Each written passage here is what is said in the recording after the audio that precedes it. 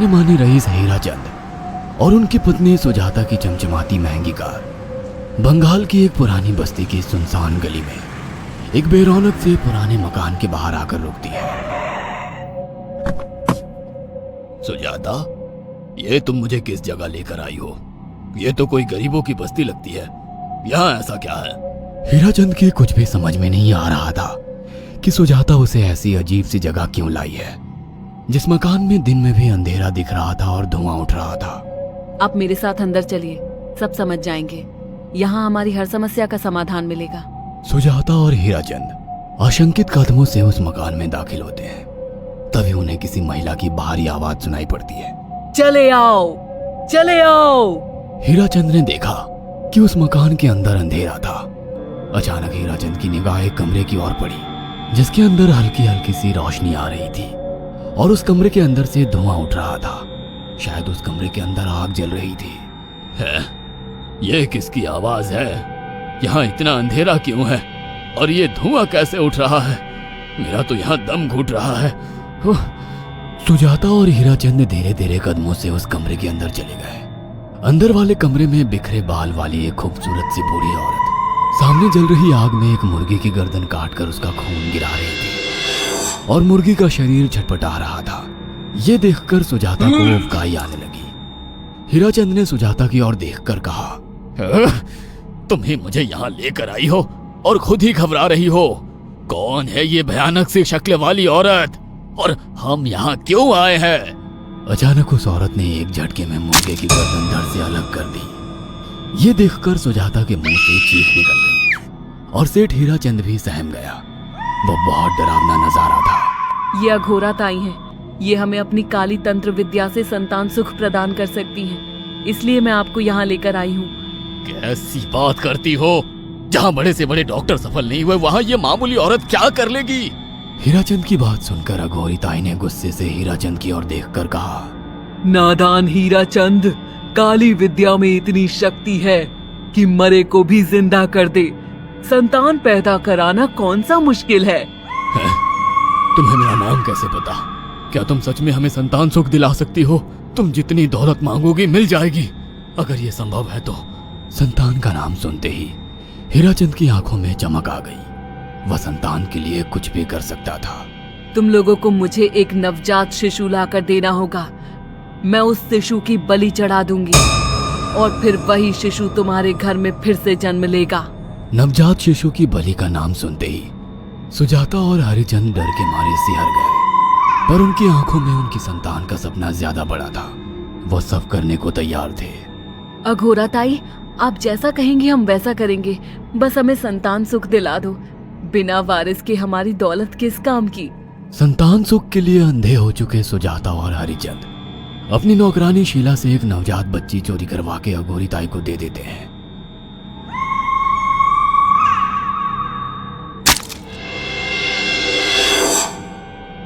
उस शिशु की बलि से सुजाता गर्भवती हो जाती है। देखा आपने अघोरा की तंत्र शक्ति? मुझे उस पर पूरा भरोसा था। चलो चलकर उन्हें धन्यवाद कहते हैं। हीराचंद और सुजाता अघोरा ताई के पास पहुंचते हैं। वो दोनों बहुत खुश थे और अघोरा पर उन्हें अंधविश्वास हो गया था। अघोरा ताई, आप महान तंत्रिका है। आपने वो चमत्कार कर दिखाया जो बड़े बड़े डॉक्टर नहीं कर सके। ये काली विद्या है बेटा। अगर तुम दोनों चाहो तो मैं इस विद्या से तुम दोनों को हमेशा के लिए जवान बना सकती हूँ। क्या सच में ऐसा संभव है? हाँ बिल्कुल, पर इसके लिए तुम्हें जवान लड़के और लड़कियों की बलि चढ़ानी होगी। तुम उन्हें यहाँ तक लाओ, बाकी मैं देख लूंगी। जवान रहने की लालच में अंधे सुजाता और हरिचंद एक अनाथ आश्रमों से हर रोज एक लड़की या लड़के को गोद लेने के बहाने अघोरी के पास बलि चढ़ाने ले जाने लगे। और एक दिन अघोरी ताई ने हीराचंद और सुजाता से इंसानी मांस खाने को कहा। पूरी तरह से इंसान से हैवान बन चुके अब वो दोनों इंसानी मांस खाने के लिए तैयार भी हो गए। ये गर्म खून और मांस खाकर तुम लोगों की उम्र भी बढ़ जाएगी। खाओ इसे। हाँ, सच में ये इंसानी मांस बड़ा स्वादिष्ट है।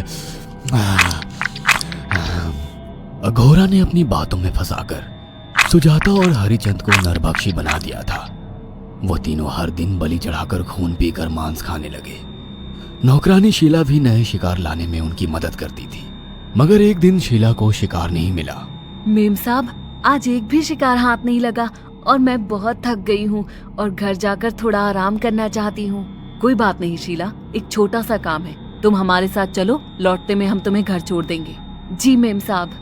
शीला नहीं जानती थी कि शिकार नहीं मिलने से सुजाता और हरिचंद अंदर से बौखला गए थे और उनके दिमाग में एक शैतानी चाल चल रही थी। सुजाता, ये बेहोशी की दवा है। शीला के कार में बैठते ही तुम उसे सुंघा देना। आज हमें इसी की बलि देनी होगी।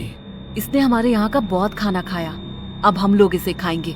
वैसे भी ये आगे चल के हमारे लिए खतरा बन सकती थी। कार में बैठते ही सुजाता शीला को बेहोश कर देती है और वो लोग सीधे अघोरी ताई के यहाँ पहुंच जाते हैं, जहाँ अघोरी ताई शीला की बलि चढ़ा देती है और तीनों मिलकर उसे नोच कर खाते हैं।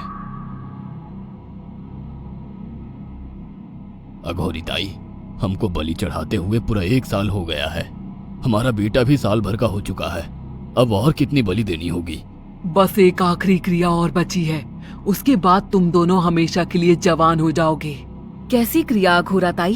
3 दिन बाद सूर्य ग्रहण है, हमें पास के घने जंगल में एक विशेष क्रिया करनी होगी।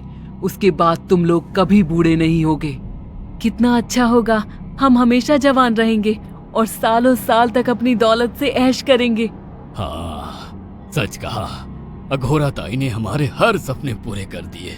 3 दिन बाद बंगाल के बियाबान जंगल में कोहरे और ओस से भीगे पेड़ों के बीच एक घने बरगद की बेलों पर कटे इंसानी सिर लटक रहे थे, जिसमें से खून टपक रहा था।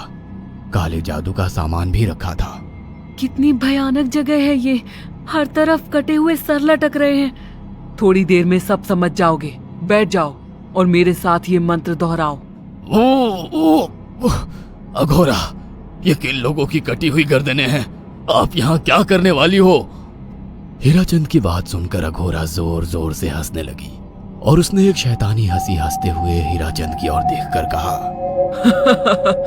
तुम जैसे ही लोगों ने अपनी इच्छाओं को पूरा करने के लिए इन लोगों की बलि चढ़वाई है और फायदा उठाया है। अब तुम दोनों आंखें बंद करके यहाँ बैठ जाओ और मेरे साथ मंत्रों को दोहराते जाओ। अघोरा ने सुजाता और हरिचंद को वशीकरण मंत्र और काले जादू के इस्तेमाल से सम्मोहित कर दिया और देखते ही देखते वो एक भयानक डायन में बदल गई और चीखती हुई बोली, अब मैं तुम दोनों की बलि चढ़ाकर अमर हो जाऊंगी, क्योंकि तुम लोगों ने 100 लोगों की बलि का खून पिया है। देखते ही देखते उस डायन ने फरसे से एक एक करके सुजाता और हरिचंद की गर्दन काटकर जल रही आग में बलि चढ़ा दी और उनका गर्म खून पीने लगी। जब तक तुम जैसे मूर्ख और लालची लोग अपने फायदे के लिए दूसरों को मेरे पास लाते रहेंगे, मैं उनका फायदा उठाकर ऐसे ही उनकी बलि चढ़ाती रहूंगी। दरअसल अघोरा एक डायन थी और अपना स्वार्थ पूरा करने के लिए उसने हीराचंद और सुजाता की लालच का फायदा उठाकर उनकी भी बलि चढ़ा दी। बुरे काम का बुरा ही नतीजा मिलता है। अगर आपको हमारी ये कहानी पसंद आई हो तो इसे लाइक और शेयर करना ना भूलें। साथ ही ऐसी और नई कहानियों के अपडेट्स पाने के लिए हमारे चैनल अक्षु टीवी को जरूर सब्सक्राइब करें।